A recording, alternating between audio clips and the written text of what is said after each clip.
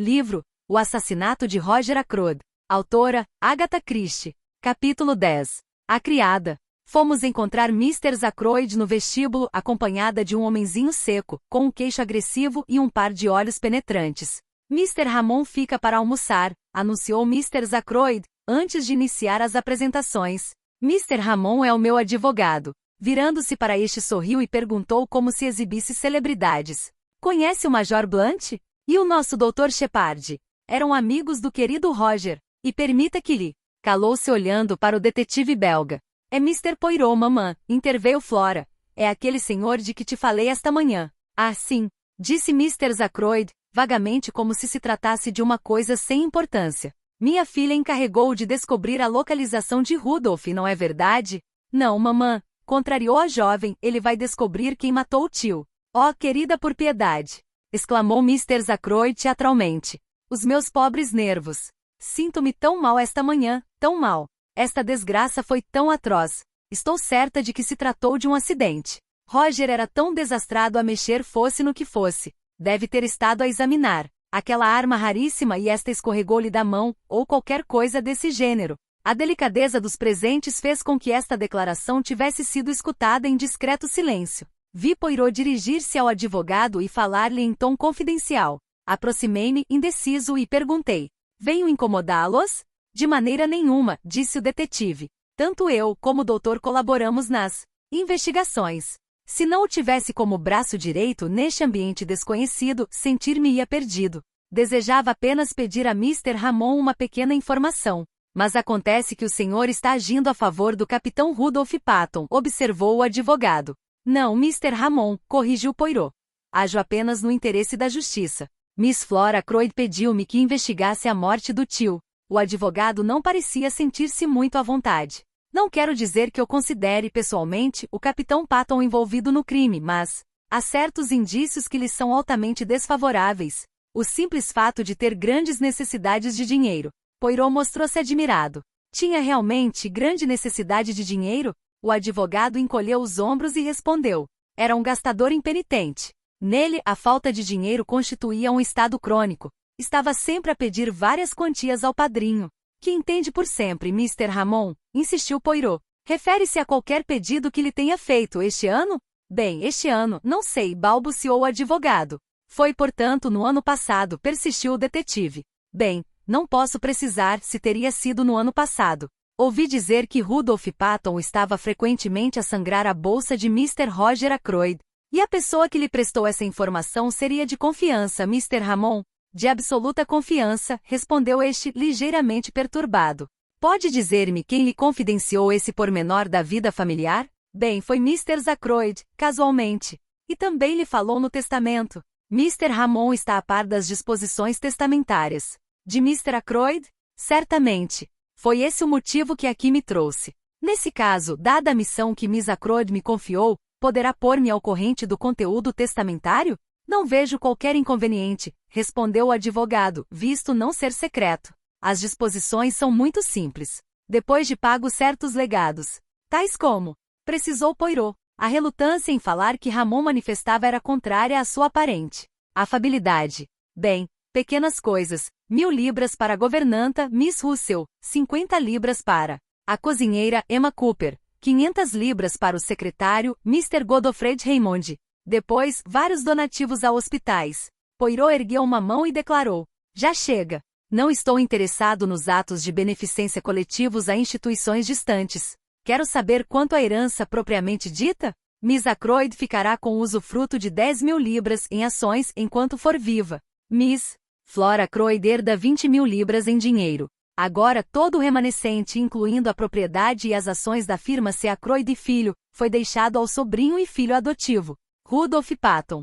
Mr. Ackroyd possuía realmente uma grande fortuna? Vastíssima. O capitão Patton tem na verdade motivo para sentir-se feliz, pois ficará extraordinariamente rico. O sequente momento de silêncio foi interrompido por Mr. Ackroyd que elevava a voz, chamando Mr. Ramon. Enquanto o advogado se aproximava da viúva, Poirot apontou para as flores e elogiou. Que cor magnífica! E baixando a voz inquiriu. É verdade, doutor, que está disposto a auxiliar-me nas minhas investigações? Nada me agradaria mais, respondi, procurando não denunciar excessivo entusiasmo. Sempre altera favoravelmente a monotonia desta minha vida de médico de aldeia. Nesse caso, seremos colegas. Estou certo de que, dentro de instantes, o Major Blunt se acercará de nós, visto ter-me já percebido de que a companhia da mamã Ackroyd não é muito do seu agrado. Desejo saber uma coisa, mas não quero manifestar-lhe diretamente o meu interesse. Seria o meu amigo capaz de insinuar o nome de Miss Ferrars na vossa conversa? Depois, desbravaria o terreno para algumas outras perguntas. Que devo indagar? Perguntei, ligeiramente apreensivo. Se ele estava cá em Kings Abbot quando morreu o marido dessa senhora. Observe-o bem quando ele lhe responder. A sua reação interessa-me particularmente. Não teve tempo para acrescentar nova recomendação, pois Blunt já batia em retirada na nossa direção. Propus ao Major irmos tomar um pouco de ar fresco e encaminhamo-nos para o terraço, enquanto Poirot se fora postar junto à janela aberta. Inclinei-me para cheirar uma rosa cerodia e depois comentei. Quantas mudanças em tão pouco tempo! Ainda na quarta-feira passada, quando passeava neste mesmo terraço, estava Ackroyd cheio de vida. Agora, 3 dias depois, tudo se alterou. Morreu também Miss Ferrars. O Major conhecia-a? Certamente que sim. Blunt confirmou com um aceno de cabeça. Teve também ocasião de vê-la, após seu regresso da África. Fui visitá-la com Roger Ackroyd na terça-feira passada. Que mulher fascinante! Era um ser misterioso e ninguém seria capaz de adivinhar o que estava a pensar quando se nos dirigia. Já a conhecia há muito tempo? Indaguei. Travei conhecimento com ela e com o marido, quando vieram instalar-se neste lugarejo, o que coincidiu com a minha última estada aqui. Mas Miss Ferrars mudou muito de então para cá. Em que sentido? Sondei. Dir-se-ia que envelheceu 10 anos, nesse curto período. O Major estava cá por acaso, quando Mr. Ferrars morreu? Inquiri, procurando tornar a pergunta o mais natural possível. Não, mas pelo que ouvi dizer, essa morte foi como que uma verdadeira libertação para Miss Ferrars. Tem razão, Major. Arthur Ferrars não seria uma pérola de marido, critiquei. Um verdadeiro canalha, catalogou Blunt. A sua morte foi um alívio para a pobre Miss Ferrars. O mal de Arthur Ferrars, segundo creio, argumentei, era possuir demasiado dinheiro. Talvez. Todos os males do mundo provêm do dinheiro, derivam da ânsia pela sua obtenção, ou da sua falta. O que não é o seu caso, Major, comentei, tentando não parecer indiscreto. Tenho o indispensável para as minhas necessidades. Recebi uma herança no ano passado e perdi-a estupidamente numa desastrosa operação de bolsa. Manifestei-lhe o meu pesar e contei-lhe as minhas desditas no mesmo campo de especulação com ações. Nesse momento, ouvimos tocar o gongo e avançamos para a sala de almoço. Pegando-me levemente por um cotovelo, Poirot chamou-me à parte. Então? Perguntou. Parece-me um homem irrepreensível, classifiquei. Nada de suspeito? Recebeu uma herança no ano passado. Desbaratou-a na bolsa, mas tem com que viver, desafogadamente. Entramos na sala das refeições e pareceu-me inacreditável que tivessem já decorrido menos de 24 horas desde a última vez que me sentara àquela mesa. Tão mudados se achavam os semblantes. Uma herança opera milagres, e a ansiedade coberta de desgosto dera lugar a uma quase euforia coberta de ansiedade. Depois do jantar, Mr. Ackroyd levou-me para um canto da sala e fez-me sentar a seu lado, num sofá. Não posso deixar de sentir-me um pouco ofendida, murmurou manejando um minúsculo lencinho de renda que me não pareceu adequado para limpar as lágrimas, a menos que simuladas. Ofendida sim pela falta de confiança que Roger demonstrou. Aquelas 20.000 libras dever-me-ia ter deixado. A mim e não a Flora. Deve-se ter confiança na mãe para velar pelos interesses da filha. Foi uma verdadeira falta de confiança. Não se esqueça, Miss Ackroyd, de que Flora é sobrinha consanguínea de Mr. Ackroyd. Ela é uma parenta direta. O caso poderia ser interpretado diferentemente, se Miss Ackroyd fosse irmã e não apenas cunhada do meu falecido amigo. Na qualidade de viúva do meu pobre Camille, acho que Roger devia ter tido um pouco mais de consideração por mim, mas foi sempre extremamente avarento. Pode crer, doutor, que Flora e eu chegamos a passar por situações bem críticas, dentro desta casa, embora houvesse a aparência exterior de que nadávamos em opulência. Roger não dava nem um cêntimo à pobre pequena, para as coisas dela. Nem se percebe como nos fez a afronta de deixar todo aquele dinheiro. 1.000 libras, imagine. Aquela mulher. Que mulher? Essa Russell. Há qualquer coisa de equívoco nesse seu comportamento e também na maneira como Roger se lhe referia, elogiando-lhe despropositadamente a retidão, espírito de independência e coisas desta natureza. Não me importaria que Roger casasse com ela, mas, francamente, não o aprovaria. Sei que sempre me odiou, essa Russell, mas compreendo-a. Como Ramon se acercasse para despedir-se, aproveitei a oportunidade para levantar-me. E quanto ao inquérito, Miss Ackroyd inquiriu, onde quer que se realize, aqui ou nos 3 Javalis? O inquérito? Repetiu ela perturbada. Mas torna-se necessário uma investigação policial? O advogado tossiu e esclareceu.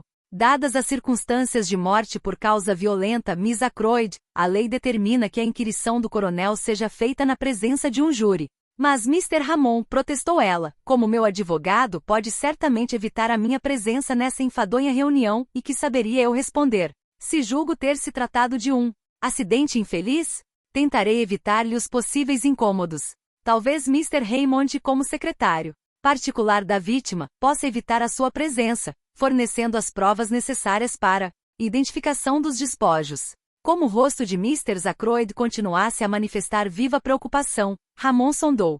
Quanto a dinheiro, tenho imprescindível para as despesas da casa. Se neste momento Miss Ackroyd carece de qualquer quantia, poderei providenciar no sentido de... Parece que há dinheiro em casa, interveio Raymond, que se aproximara ao ouvir proferir o seu nome. Mr. Roger Ackroyd levantou, ontem de manhã, 100 libras do banco.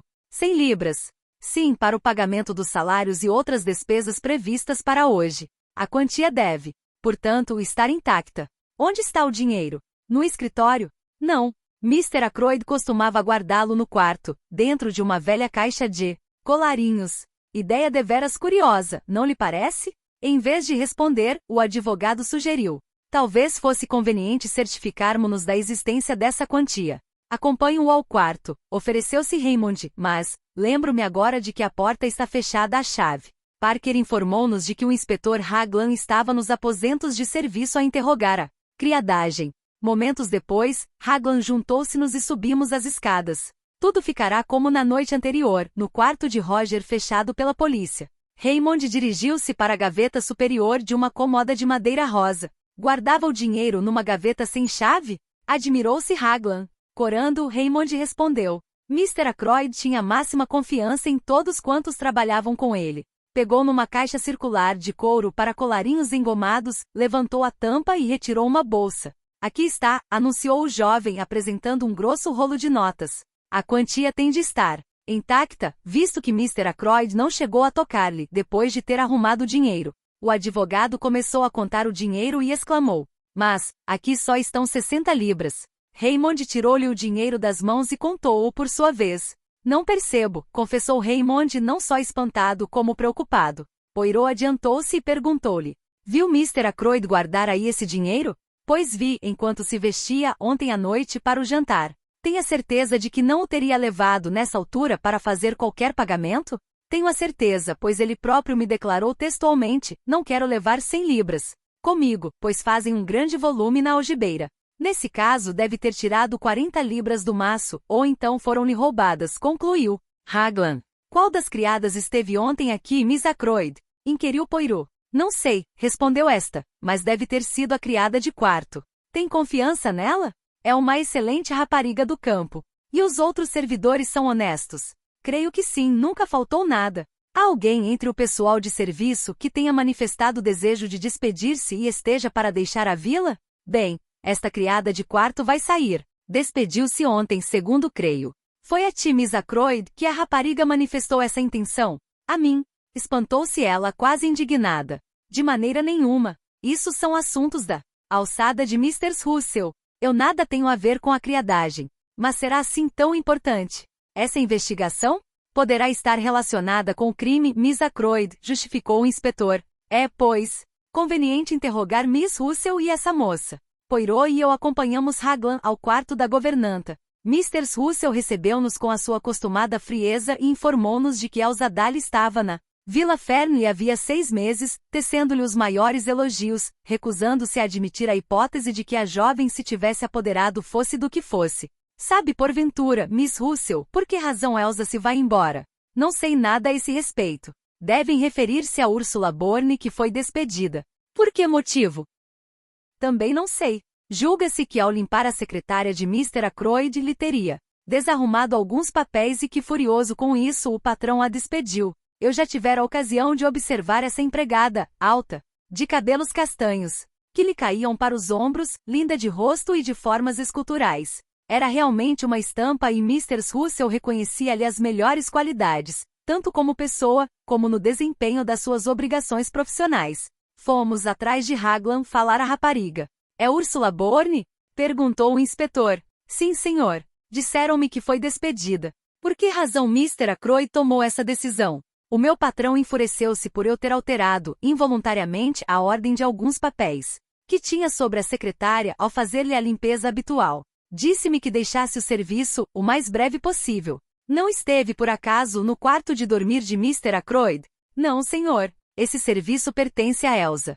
Devo informá-la, Úrsula, insistiu o inspetor, de que do quarto do seu patrão desapareceu uma importante soma em dinheiro. Pela primeira vez vi-a perturbar-se. Nada sei acerca desse dinheiro e se pensa que isso foi a causa do meu despedimento, senhor. Afirmo-lhe que está plenamente enganado, respondeu a jovem numa atitude e linguagem que nos deixou assombrados. Não estou a acusá-la, quase se desculpou Raglan. Não se inquiete, miss. Se o desejar, desafiou ela brandamente, pode revistar o meu quarto e todos os meus haveres. Foi na tarde de ontem, Miss Úrsula, interveio Poirot, que se verificou o seu despedimento? Sim, senhor. E quanto tempo durou essa conversa? Que conversa? A que Mr. Ackroyd manteve consigo e o levou a despedi-la? Não sei. 20 minutos? Meia hora? Sim, aproximadamente. Mais de meia hora?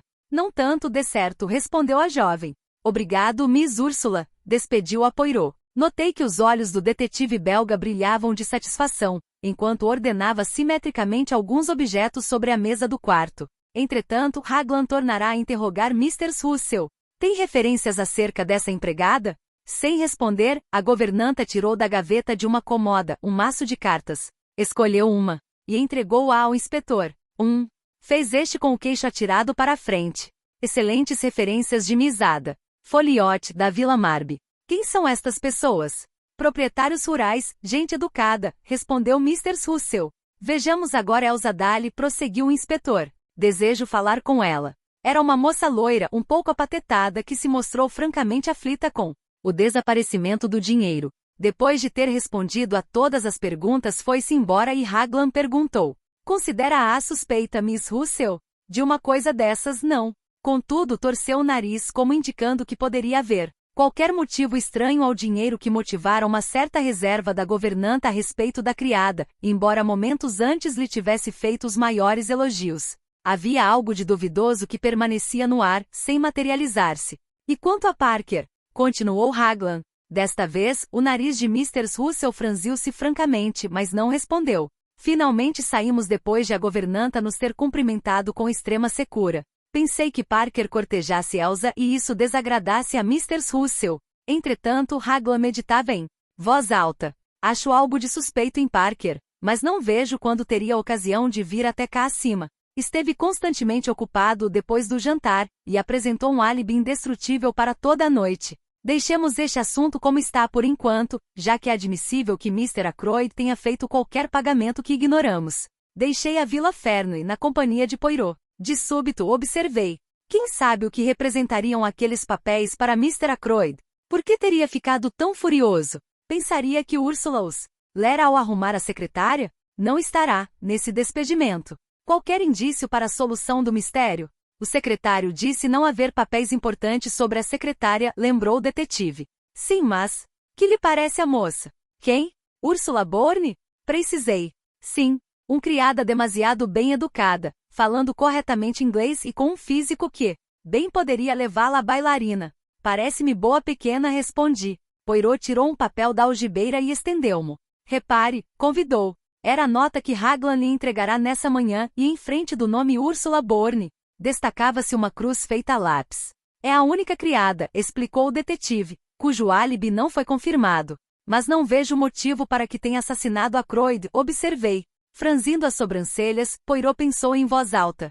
Se o chantagista era um homem, claro está que não poderia ser ela, mas... Sufoquei um ataque de tosse e admiti. Realmente, Ackroyd e eu partimos do princípio que o chantagista seria um homem. Contudo, Miss Ferrars na sua carta, apenas se referia a uma pessoa. Poirot já não parecia escutar-me. É possível, murmurava ele, é muito possível, mas, nesse caso, método, tenho de pôr as ideias em ordem. Onde fica Marby? A cerca de 22 quilômetros, do lado oposto de Cranchester. Vamos lá amanhã, sim? Amanhã é domingo, lembrei. Para fazer o quê? Quero que fale com Miss Folliot acerca de Ursula Bourne. Está bem, concordei, mas desde já lhe digo que essa missão não me agrada muito. São ossos do ofício, mas não se esqueça que desta visita pode resultar a salvação de um homem. Pobre Rudolph.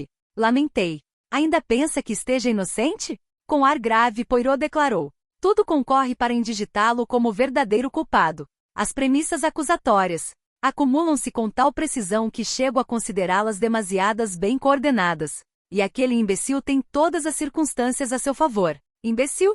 Quem? Admirei-me. O inspetor. Não há dúvida que os indícios apontam para Rudolph Patton, mas, meu amigo, eu procuro a verdade. Pode estar certo de que nada deixarei escapar, como prometi a Miss Flora. E ela tem a certeza, ela sabe.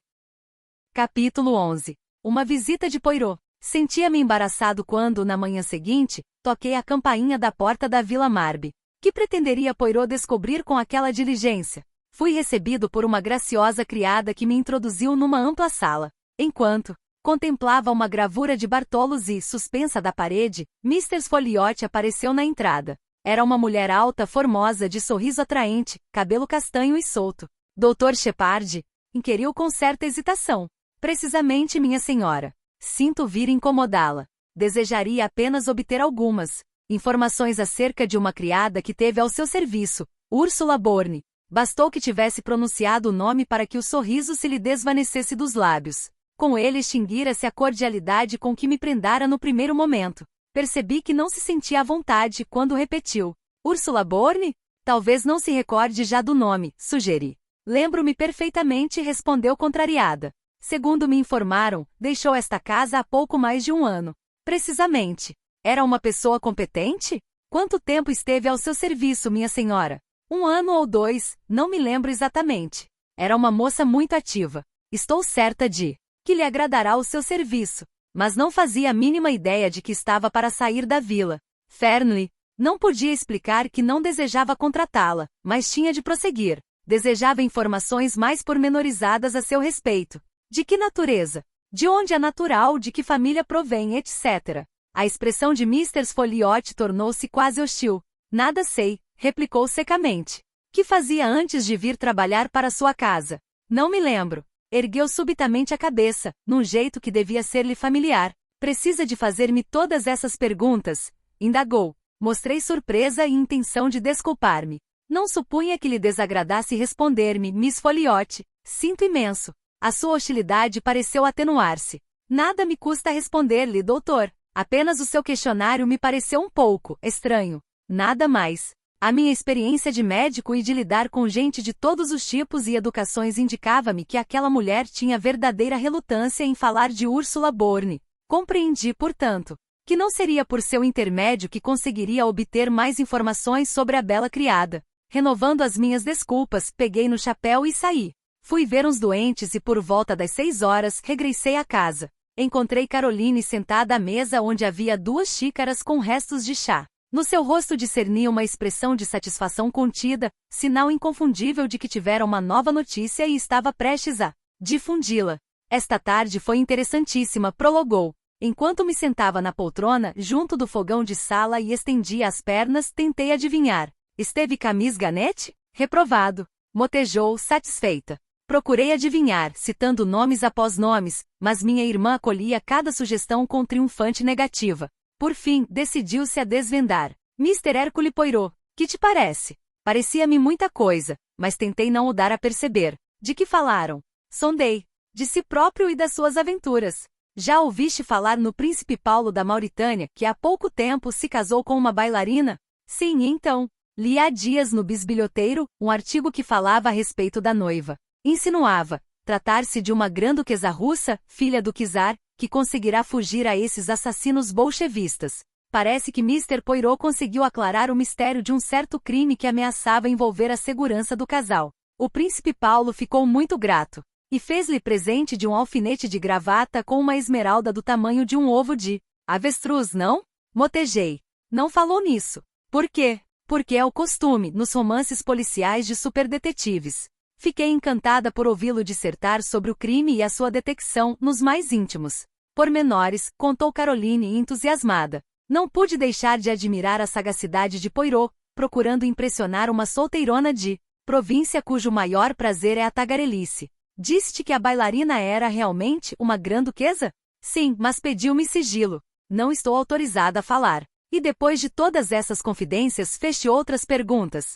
Como és desconfiado, Jacques? És um orgulhoso incurável, e ainda por cima resmungão. Falaram do assassinato de Roger Ackroyd? De que outra coisa iríamos falar? Tentei tirar-lhe algumas informações como é natural, e consegui corrigir-lhe certas deduções, aclarando vários pontos e ele mostrou-se-me muito reconhecido. Disse-me que tenho todas as características do detetive nato e uma maravilhosa penetração na natureza humana. Parecia uma gata lambuzada de leite creme. E fez-te perguntas? Não. Falou-me das célulazinhas da massa cinzenta cerebral e confidenciou-me que as dele eram de primeira qualidade. Já era de esperar. A modéstia não é o seu forte. Depois declarou que seria de máxima importância descobrir o paradeiro de Rudolph Patton e convencê-lo a aparecer. Que lhe disseste a esse respeito? Inquiri. Contei-lhe o que se murmura por aí. Falaste-lhe da conversa que escutaste na floresta? Perguntei subitamente. De certo, e até fiquei espantada por você não ter revelado isso.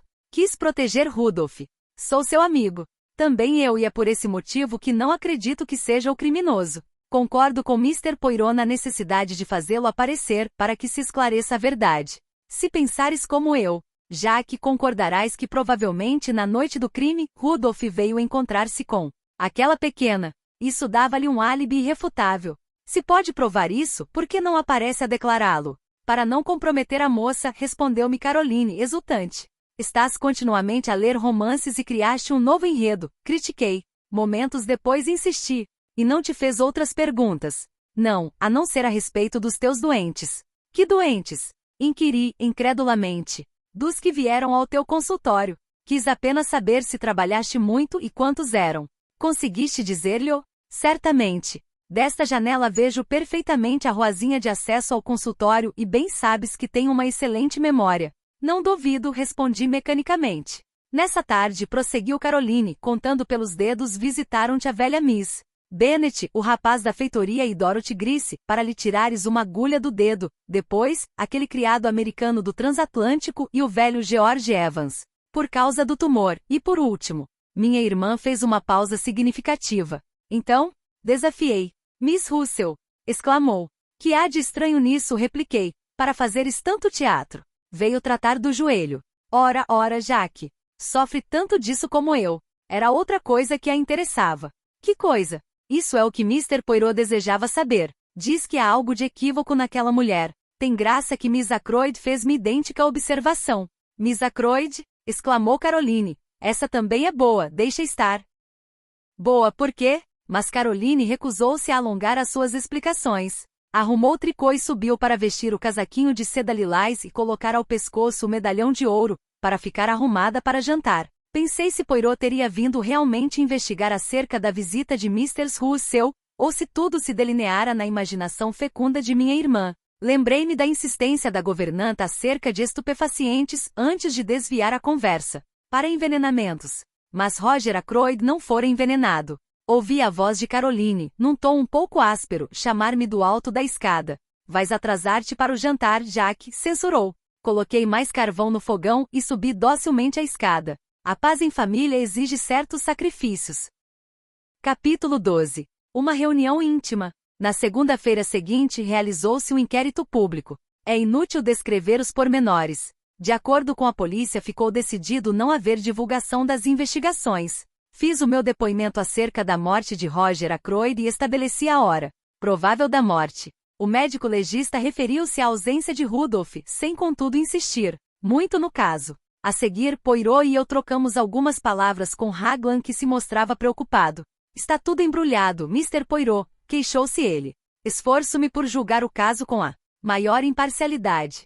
Sou daqui e vi frequentemente o capitão Patton em Cranchester. Não quero afirmar que seja ele o assassino, mas o fato é que todos os indícios convergem para incriminá-lo. Se ao menos aparecesse para destruir as provas que contra ele se acumulam. Não confessou que os sinais de Rudolph tinham sido transmitidos a todos os postos da polícia e com tal rede de vigilância, parecia impossível que conseguisse escapar-lhes. Ninguém o viu naquela noite na estação, prosseguiu Raglan, e de Liverpool também não veio qualquer notícia positiva. Pensou que estivesse em Liverpool? Perguntou Poirot. Era admissível, já que o telefonema da estação se verificou precisamente 3 minutos antes da partida do direto para Liverpool. A não ser que o tenha feito para confundir a investigação, admiti. Uma coisa é certa, sentenciou o detetive. Quando descobrirmos o autor do telefonema, desvendamos a identidade do assassino. Já o ouvimos dizer isso, lembrei. O belga confirmou com um aceno de cabeça. Creio que lhe dá excessiva importância, objetou Raglan. Temos melhores indícios do que esse, como, por exemplo, as impressões digitais no punhal. Poirot pareceu aliar-se do problema, mas retorquiu. Não se meta nisso, meu amigo. Essas impressões podem conduzi-lo a um resultado negativo. Por quê? Não me consta que possam ser falsificadas. Poirot limitou-se a encolher os ombros. Recolhi todas as impressões digitais das pessoas da Vila Ferne, desde Miss Ackroyd até a criada que lava os pratos e nenhumas coincidem com as do punhal. Portanto, restam 2 hipóteses, ou são de Rudolph Patton ou de um desconhecido. Esse tal forasteiro de que o doutor nos falou. Quando tivermos caçado os 2. Já se perdeu um tempo precioso, respondeu o belga. E não se terá esquecido de ninguém? Não me esqueci de ninguém, afirmou o inspetor peremptoriamente. Nem vivo nem morto. Refere-se ao próprio Roger Ackroyd, insinuou Poirot. Não vai de certo apresentar a hipótese impossível de suicídio. Não, mas o assassino, depois de limpar a arma, pode ter-lhe impresso os dedos do morto. De resto, é fácil de verificar. O cadáver ainda não foi sepultado. Mas para quê? Protestou Raglan, calando-se em seguida por compreender a ingenuidade da pergunta. Para complicar ainda mais as investigações, disse Poirot benevolamente. De resto, note que as impressões no cabo da arma mostram que quem a empunhou fê-lo como quem pega num talher e não como quem pretende cravá-la nas costas de um homem, tendo de enfiar a lâmina. Naquela posição, nunca poderia ter segurado a arma como as impressões o sugerem. Raglan fitou espantado o homenzinho que na sua frente sacudia tranquilo, um grão de pó, invisível da manga do casaco. Parece uma boa ideia e vou ocupar-me desse ponto de vista, mas não se admire, Mr. Poirot, de que se verifique mais um impasse, e que aquelas impressões sejam de outra pessoa. Poirot sorriu, e quando Raglan se afastou, disse-me: para a próxima vez terei de ser mais cuidadoso e não ferir o seu amor próprio. Agora, caro doutor, que me diz a uma pequena reunião íntima? A reunião efetuou-se meia hora mais tarde na sala de jantar da Vila Ferne. Sentamo-nos em volta da mesa e Poirot ocupou a cabeceira. Éramos 6, Mr. Ackroyd, Miss Flora, o Major Blunt, o jovem Raymond Poirot e eu. Os criados não estavam presentes. Reunimo-nos aqui, começou o belga, por um motivo cuja importância veremos muito em breve. Para já tenho de fazer um pedido a Miss Ackroyd. A mim? Admirou-se Flora. Está noiva do capitão Rudolph Patton, continuou Poirot.